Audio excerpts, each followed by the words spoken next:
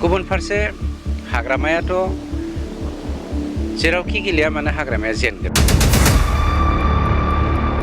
जाय हाग्रामाया सा सानजा राननानै बर'नि गेजेराव सैलायलायै नांलाय खमलाय थैनि बाना बिथांनि दिनावनो जादोंमोन।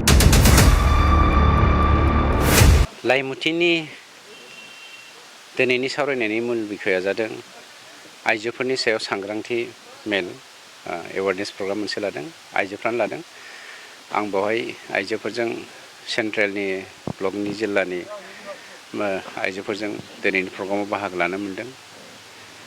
अब्लाबो बेवहाय मोनसे बाथ्राखौ जोङो सरजाबफादों। जों 15 तारिखआव बिथांमोननि फरेस्टनि जा FRAनि फोरमान बिलाइ बेखौ जोङो होनो थांगासिनो दङ। 37टा गामि 500 न'खरनिख्रुइबो बांसिन बे न'खरनो जोङो हानि फोरमान बिलाइ बा पाट्टा बिलाइखौ जोङो होनो थांगोन। दा बिनिनो माखासे प्रग्राम लानायजों लोगोसे मा खालामगोन मा खालामा एवारनेस प्रग्राम आरो जयनिं प्रग्रामबो दंफायो। गोबां BPF न'खरफ्रा दिनै जोंनाव जयनिं जानो गोनांमोन। गायनाय फुनायनि माखासे जेंनानि थाखाय फैनो हास्लाबाखिसै। अब्लाबो गंद' न'खरा दिनै दा जोंनाव UPPLआव जयेन जागोन। गतिके प्रग्रामा खोब पजिटिभ एन्ड स्मुथ माबोरै समाजखौ दैदेननांगौ बेफोरखौ लानानैबो सावरायनाय जागोन। सिखना जोहोलाव नेसनेल पार्कनि सिङाव दासिमबो न'खरफोर दं सार, बेखौ माबायदि बाहेरायाव लाबोनायनि बेबस्था लादों? गासैबो नेसनेल पार्कनि सिङाव थानाय जोंनि जाय न'खरफोर दङ बे न'खरफोरखौ अल्टारनेटिभ मोनसे लामा होनानै बिथांमोनखौ बख'नायनि जों बेबस्था लादों आरो लागासिनो दङ। रावबो हा गैयालासेनो थानो मोना, बे जादों जोंनि गभर्नमेन्टनि स्ट्रेटेजि। बानगिरि श्री प्रमद बर' बिथाङा BTCआव थानाय साफ्रोमबो जोंनि थागिबिफोर आरो बनाफाइड सिटिजेनफोर जेन रावबो लेन्डलेस हिसाबै थानो नाङा, बे प्रसेसजों जों खामानिखौ मावगासिनो दङ। जायनि जाहोनाव जोङो फ्राय 3,25,000निख्रुइबो बांसिन न'खरनि हानि जेंनाखौ जोङो फोजोबनो हादों। फ्राय 27,000 मानसिनो जोङो लेन्ड सेटेलमेन्ट माने पाट्टा खालामनानै होबाय आरो 6,000निख्रुइबो बांसिन न'खरनो जोङो एलटमेन्ट होदों। बे ब्रेकआप आं जास्ट नोंथांमोननो ब्रेकआपखौल' होनदों। Out of 3,25,000। हाग्रामा महिलारिया नोंथांनि कमिटियाव गेलेनायनि बाथ्राखौ माने बार बुंबाय थादों। गेलेयोबा बिथाङा माबायदि भटखौ लानो हागोन? आंबोथ' बिथांखौ बार वेलकाम बानायबाय थादों। आंनि समस्ति होननानै बुङा, जोंनि UPPL दोलोनि 14 नं चिरां दुवार बियाबा BTC हालामनि बयनिख्रुइबो साबसिननि गेजेरावनो साबसिन। बेवहाय हाग्रामाया फैयोब्ला डायरिया जानानै लुथुर फुथुर जायाबानो जाबाय। वेलकाम। मा हाग्रामाल', कंग्रेसखौबो जोङो वेलकाम बानायगोन। गुबुन पार्टिफोरखौबो जों वेलकाम बानायदों। AJP, BJP गासैबो राष्ट्रीय आन्सलिक दलानो बाहागो लागोन।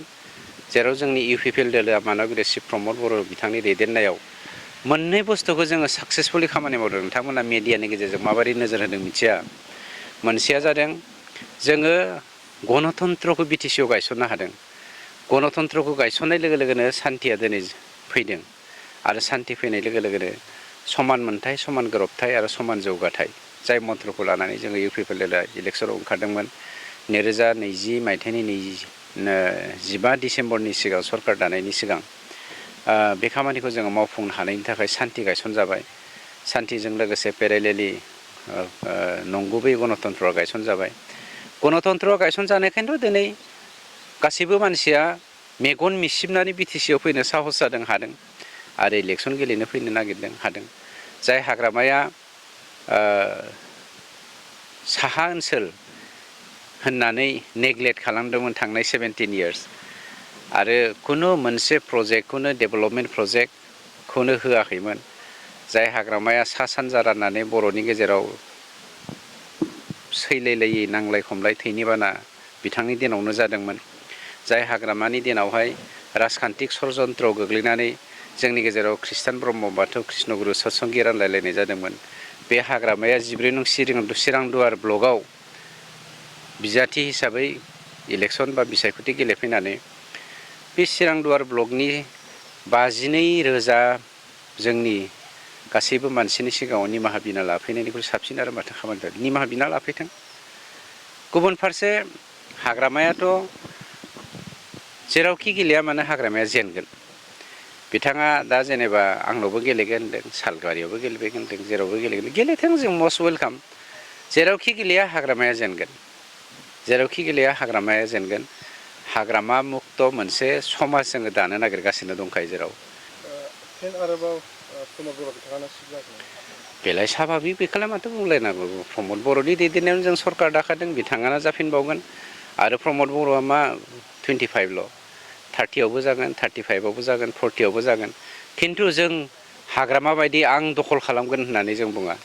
अननाय होनानै अननायखौ जों लागोन जौगाथाय लाबोनानै जौगाथायनि गोरोबथायखौ जों लाबोगोन समाजनि आब्रुथिखौ नोजोर बोनानै समाजाव जों खौसेथि लाबोगोन बेनो जोंनि गुबै मोन्थोर। बेसेबां टारगेट दं सार सिटआ देरहानायनि? दासिमाव जोङो 32 टारगेट लानानै दङ 8टाखौल' जोङो गोसो खुसियै राननानै होगोन देरहाहोगोन।